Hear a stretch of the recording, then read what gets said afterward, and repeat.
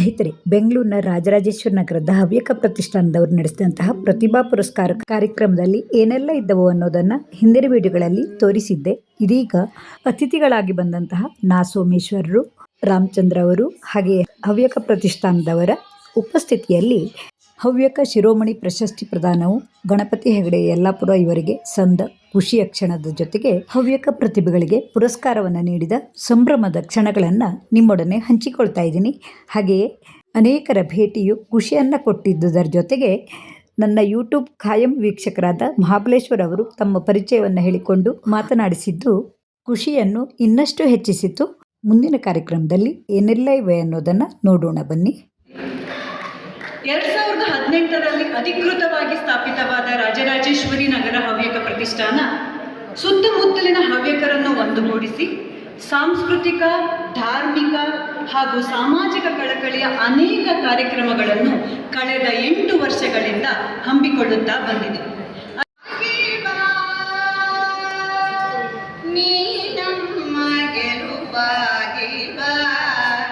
ಗಜಮುಖನೇ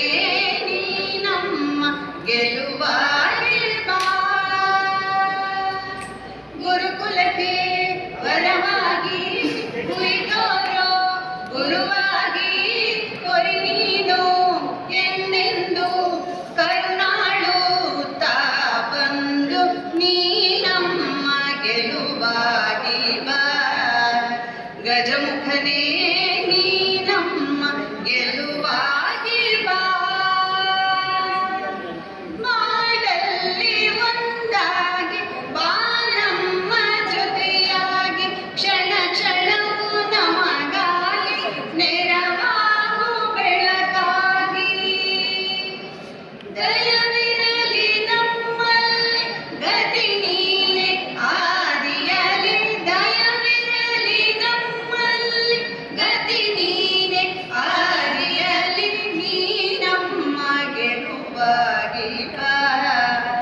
ಗಜಮುಖನೇ ನೀನಮ್ಮ ಗೆಲುವಾಗಿ ಬಾ. ನಿಧಿಯಾಗಿ ವಿಧಿಯಾಗಿ ಸುರಿ ತುಂಬ ಒಲವಾಗಿ ಹಿರಿಯಾದ ಸಿರಿ ನೀನು ಈ ಬಾಳ ಸವಿಜೇನು. ದಯವಿರಲಿ ನಮ್ಮಲ್ಲಿ ಗತಿ ನೀನೆ ಆರಿಯಲಿ. ದಯವಿರಲಿ ನಮ್ಮಲ್ಲಿ ಗತಿ ನೀನೆ ಆರಿಯಲಿ. ನೀನಮ್ಮ ಗೆಲುವಾಗಿ ಬಾ. ಗಜಮುಖನೇ ನೀನಮ್ಮ ಗೆಲುವಾಗಿ ಬಾ. ಗುರುಕುಲಕ್ಕೆ ವರವಾಗಿ ಕುರಿತೋರೋ ಗುರುವಾಗಿ ಕೊರಿ ನೀನು ಎಂದೆಂದು ಕರುಣಾಳುತ್ತಾ ಬಂದು ನೀನಮ್ಮ ಗೆಲುವಾಗಿ ಬಾ. ಗಜಮುಖನೇ ನೀನಮ್ಮ ಗೆಲುವಾಗಿ ಬಾ. ಧನ್ಯವಾದ.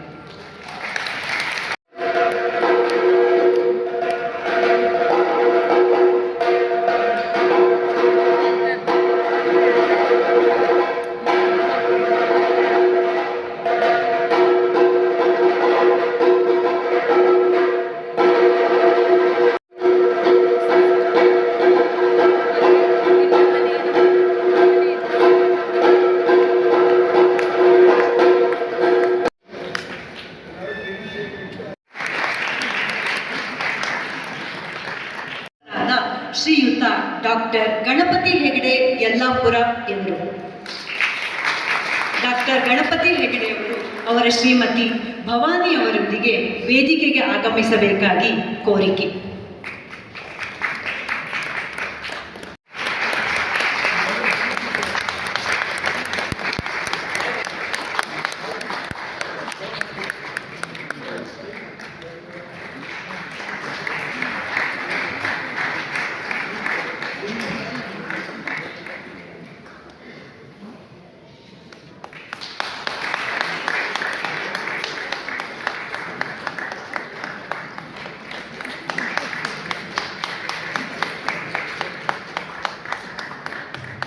ಡಾಕ್ಟರ್ ಗಣಪತಿ ಹೆಗಡೆಯವರ ಅಪ್ರತಿಮ ಪ್ರತಿಭೆ, ಸಂಸ್ಕೃತ ಭಾಷೆ ಮತ್ತು ಸನಾತನ ಸಂಸ್ಕೃತಿ ಪಸರಿಸುವಲ್ಲಿನ ಅಮೋಘ ಸಾಧನೆಯನ್ನು ಗುರುತಿಸಿ ಹವ್ಯಕ ಪ್ರತಿಷ್ಠಾನದ 2025ನೇ ಸಾಲಿನ ಹವ್ಯಕ ಶಿರೋಮಣಿ ಪ್ರಶಸ್ತಿಯನ್ನು ನೀಡಿ ಗೌರವಿಸಿದೆ.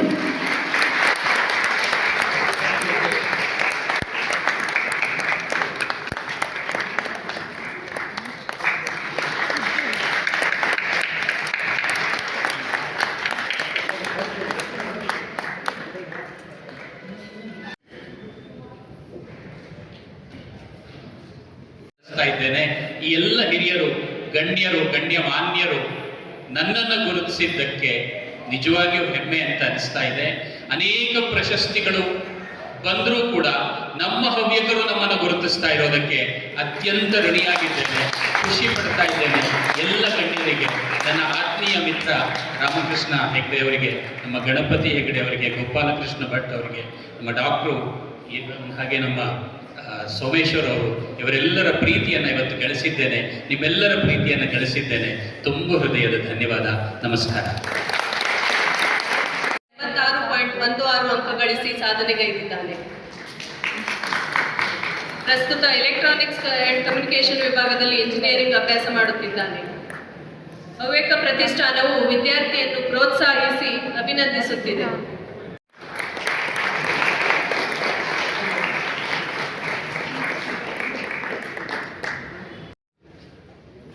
ತನ್ನ 3ನೇ ವಯಸ್ಸಿನಿಂದ ಅವರ ತಾಯಿ ವಿದುಷಿ ಶ್ರೀಮತಿ ಗ್ರೀನ್ ಬೆಲ್ಟ್ ಪಡೆದಿರುತ್ತಾಳೆ.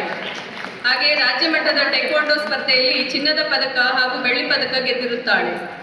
ಆಸಕ್ತಿ ವಹಿಸಿದ್ದಾನೆ. ಕರ್ನಾಟಕ ಜೂನಿಯರ್ ಬೋರ್ಡ್ ಸಂಗೀತ ಪರೀಕ್ಷೆಯಲ್ಲಿ 85% ಅಂಕ ಪಡೆದಿದ್ದಾನೆ. ತಾನು ಕಲಿತ BT ಕಾನ್ವೆಂಟ್ನಲ್ಲಿ ನಡೆದ ಅನೇಕ ಸ್ಪರ್ಧೆಗಳಲ್ಲಿ ಪ್ರಶಸ್ತಿ ಗಳಿಸಿದ ಹಿರಿಮೆ ಇವನದು. ಇವನಿಗೆ ಭವಿಷ್ಯದಲ್ಲಿ ಯಶಸ್ಸು ಸಿಗಲಿ ಎಂದು ಹವ್ಯಕ ಪ್ರತಿಷ್ಠಾನವು ಹಾರೈಸುತ್ತದೆ. ಅಭ್ಯಾಸ ಮುಂದುವರಿಸಿದ್ದಾಳೆ. ಇವಳಿಗೆ ಹವ್ಯಕ ಪ್ರತಿಷ್ಠಾನವು ಆಚರಿಸಿ ಸನ್ಮಾನಿಸುತ್ತದೆ. ಮುಂದಿನ ತಯಾರಿ ಮೇಧಾ ರವಿ ಸಿದ್ದೇಶ್ವರ್. ಹವ್ಯಕ ಪ್ರತಿಷ್ಠಾನವು ಅಭಿನಂದಿಸಿ ಸನ್ಮಾನಿಸುತ್ತದೆ. ಮುಂದಿನ ತಯಾರಿ ಸುಮಂತ್ ಸಾಧನೆ ತೋರಿದ್ದಾನೆ. ಚೆಸ್ ಆಡುವುದು ಸುಮಂತನ ಇಷ್ಟದ ಹಾಬಿಗಳಲ್ಲಿ ಒಂದು. ಹವ್ಯಕ ಪ್ರತಿಷ್ಠಾನವು ಪ್ರೋತ್ಸಾಹಿಸಿ ಅಭಿನಂದಿಸುತ್ತದೆ. ಧನ್ಯವಾದಗಳು.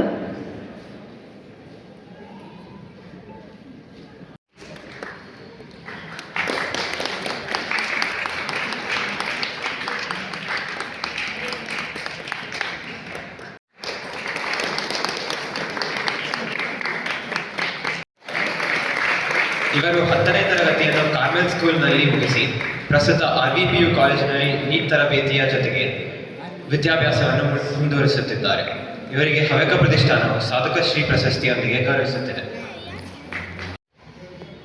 ಹೈಸ್ಕೂಲ್ನಲ್ಲಿ ಮುಗಿಸಿ ಪ್ರಸ್ತುತ ಆಲೆನ್ನಲ್ಲಿ ತಮ್ಮ ವಿದ್ಯಾಭ್ಯಾಸವನ್ನು ಮುಂದುವರಿಸುತ್ತಾರೆ.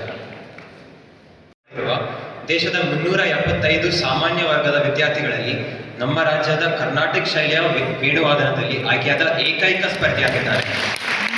ವಿದ್ವಾನ್ ರಾಕೇಶ ಸುಧೀರ್ ಮೈಸೂರು ಇವರಿಂದ ಕರ್ನಾಟಕ ಶೈಲಿಯ ವೇಣುವಾದನವನ್ನು ಕಲಿಯುತ್ತಿದ್ದಾನೆ. ಪ್ರಸ್ತುತ NPS ಬನಶಂಕರಿಯಲ್ಲಿ 9ನೇ ತರಗತಿಯ ವಿದ್ಯಾಭ್ಯಾಸವನ್ನು ಮಾಡುತ್ತಿದ್ದಾನೆ.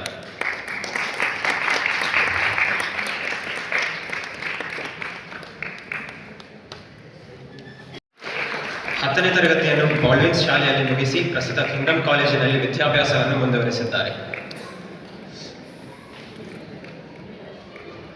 ಮುಗಿಸಿ ಪ್ರಸ್ತುತ JN ಕಾಲೇಜಿನಲ್ಲಿ CA ಮತ್ತು ಕಾಮರ್ಸ್ ವಿದ್ಯಾಭ್ಯಾಸವನ್ನು ಮುಂದುವರಿಸಿದ್ದಾರೆ.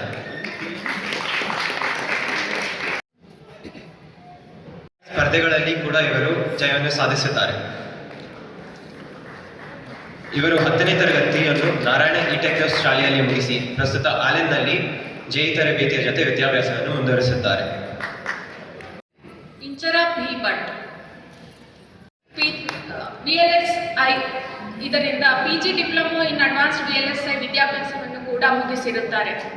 ಓದಿನ ಜೊತೆಗೆ ಸಂಗೀತದಲ್ಲಿ ಆಸಕ್ತಿ ಹೊಂದಿದ್ದು ಕರ್ನಾಟಕ ಸಂಗೀತದಲ್ಲಿ ಜೂನಿಯರ್ ತರಬೇತಿಯನ್ನು ಮುಗಿಸಿದ್ದಾರೆ. ಚಪ್ಪಾಳೆ ಬರಲಿ.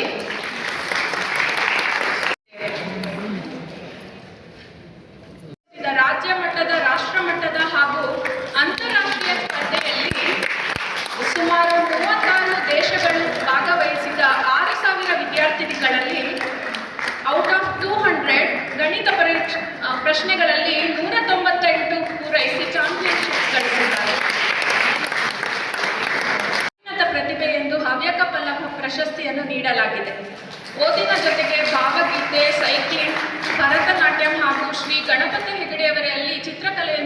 ಕಲಿಯುತ್ತಿದ್ದಾಳೆ. ಇದಲ್ಲದೆ ವಿಶ್ವವಿದ್ಯಾಲಯದ ಮಟ್ಟದಲ್ಲಿ ಚೆಸ್ನಲ್ಲಿ ಕೂಡ 2ನೇ ಸ್ಥಾನವನ್ನು ಪಡೆದಿದ್ದಾರೆ.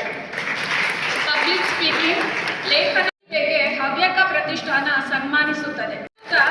ಡಾಟ್ಸ್ ಅಟಾನಮಸ್ ಎಂಬ ಸ್ಟಾರ್ಟ್ಅಪ್ ಕಂಪನಿಯನ್ನು ಸ್ಥಾಪಿಸಿ ಅದರ ಸ್ಥಾಪಕ ಹಾಗೂ ಸಿಇಒ ಆಗಿರುವ ಇವರ 3 ಪೇಟೆಂಟ್ಗಳು ಆಯ್ಕೆಯಾಗಿವೆ ಹಾಗೂ 11 ಪೇಟೆಂಟಬಲ್ ಯೋಜನೆಗಳು ಫಂಡ್ಗೆ ಕಾಯ್ದಿವೆ. ಪ್ರಜ್ಞಾನ್ ಐಡಿಯಾಥಾನ್ನಲ್ಲಿ 2ನೇ ಬಹುಮಾನವನ್ನು ಗಳಿಸಿದ್ದಾರೆ. 24ರಲ್ಲಿ ಸ್ಟಾರ್ಟ್ಅಪ್ ಮಹಾಕುಂಭ್ಗೆ ಗವರ್ಮೆಂಟ್ ಇಂಡಿಯಾ ವತಿಯಿಂದ ಭಾಗವಹಿಸಲು ಆಮಂತ್ರಣವನ್ನು ಪಡೆದಿದ್ದಾರೆ. ಜಿಲ್ಲೆಯ ಹೊನ್ನಾವರ ತಾಲೂಕಿನವರಾದ ನಿರಂಜನ ಯಾಜಿ ಹಾಗೂ ಶ್ರೀಮತಿ ಮಮತಾ ಹೆಗಡೆಯವರ ಪುತ್ರಿ ಕುಮಾರಿ ಧನ್ಯಾ ಹೆಗಡೆಯವರು 24-25ನೇ ಸಾಲಿನಲ್ಲಿ ನಾರಾಯಣ ಇ ಟೆಕ್ನೋ ಉತ್ತರಹಳ್ಳಿ ಶಾಲೆಯ ವಿದ್ಯಾರ್ಥಿನಿಯಾಗಿದ್ದು 10ನೇ ತರಗತಿಯಲ್ಲಿ 96.8 ಅಂಕ ಗಳಿಸಿದ್ದು ನಮ್ಮ ಹೆಮ್ಮೆಯ ವಿಷಯ.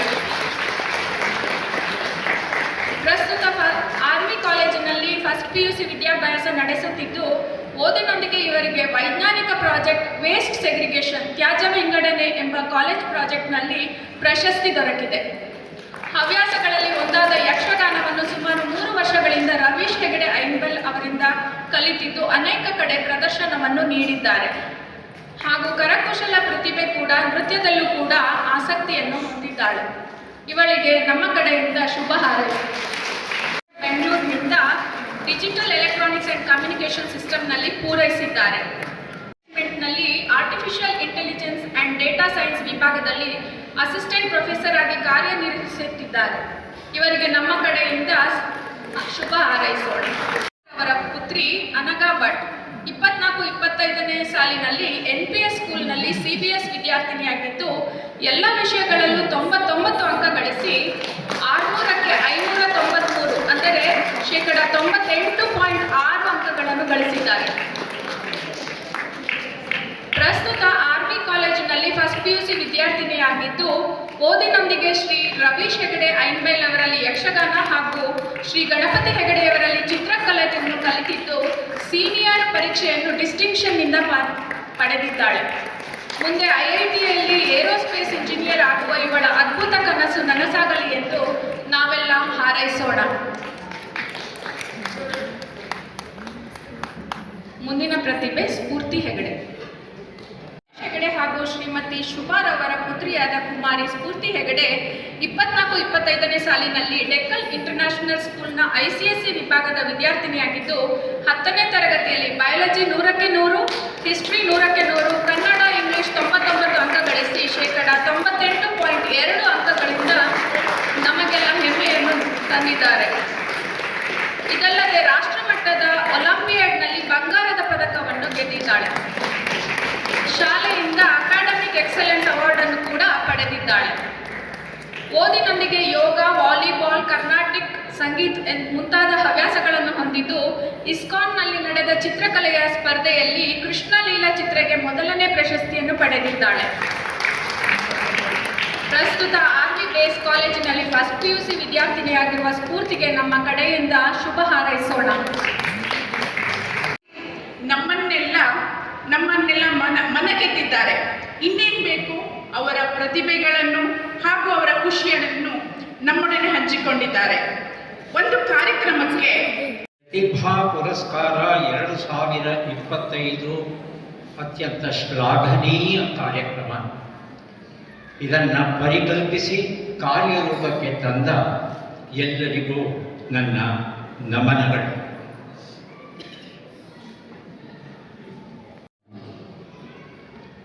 ಯಾಕಂದರೆ ಕನ್ನಡ ಅಂದರೆ ಅಸಡ್ಡೆ ನಮಗೆ ಆಗಬೇಕು. ಹೋರಾಟಗಾರರು ಬೆಳೆಸ್ಕೊಳ್ಳಿ ಬಿಡಿ.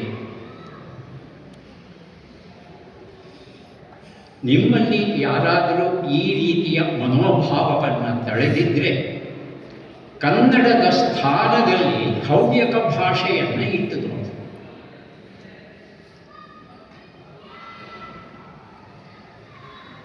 ಇಂದಿನ ತಲೆಮಾರಿಗೆ, ಮುಂದಿನ ತಲೆಮಾರಿಗೆ ಹವ್ಯಕ ಭಾಷೆಯನ್ನು ಕರಾರುವಾಕ್ಕಾಗಿ, ವೈಜ್ಞಾನಿಕವಾಗಿ, ನಿರಂತರವಾಗಿ ಕಲಿಸುವ ಒಂದು ವ್ಯವಸ್ಥೆಯನ್ನು ನಾವು ನಮ್ಮ ಮನೆಗಳಲ್ಲಿ ಮಾಡಿದ್ದೇವೆ. ಪ್ರಶ್ನೆಯನ್ನು ಕೇಳ್ತೀನಿ, ಅದಕ್ಕೆ ಉತ್ತರ ಮಾತ್ರ ನಾನು ಕೊಡಲಿಕ್ಕೆ ಹೋಗೋದಿಲ್ಲ. ನಿಮ್ಮ ಈ ಜ್ಞಾನ ಭಂಡಾರಕ್ಕೆ ನಮ್ಮದೊಂದು ದೊಡ್ಡ ನಮಸ್ಕಾರ. ಹವ್ಯಕ ಸಮುದಾಯದ ಮುಂದಿರುವ ಸವಾಲುಗಳ ಜೊತೆಗೆ ಅದಕ್ಕೆ ಪರಿಹಾರವನ್ನು ಸೂಚಿಸಿದ್ದೀರಾ. ಧನ್ಯವಾದಗಳು ಡಾಕ್ಟರ್ ಮಾ ಸೋಮೇಶ್ವರ.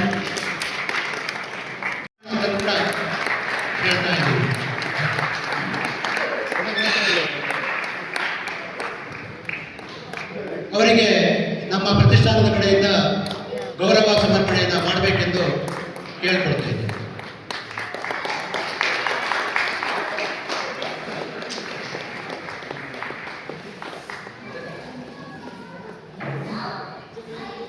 ಈಗಾಗಲೇ 5,000 ಎಪಿಸೋಡ್ ಆಗಿದೆ. ಮುಂದಿನ ದಿನಗಳಲ್ಲಿ ಸುಮಾರು 10,000 ಎಪಿಸೋಡ್ ಆಗಲಿ ನಿಮ್ಮ ಮುಖಾಂತರ ಅಂತ ಅಂದ್ಬಿಟ್ಟು ಆ ತಾಯಿ ರಾಜರಾಜೇಶ್ವರಿಯಲ್ಲಿ ಬೇಡ್ಕೊಳ್ತೀನಿ. ಧನ್ಯವಾದಗಳು. ಹಾಗೆ ಇನ್ನೊಬ್ಬರು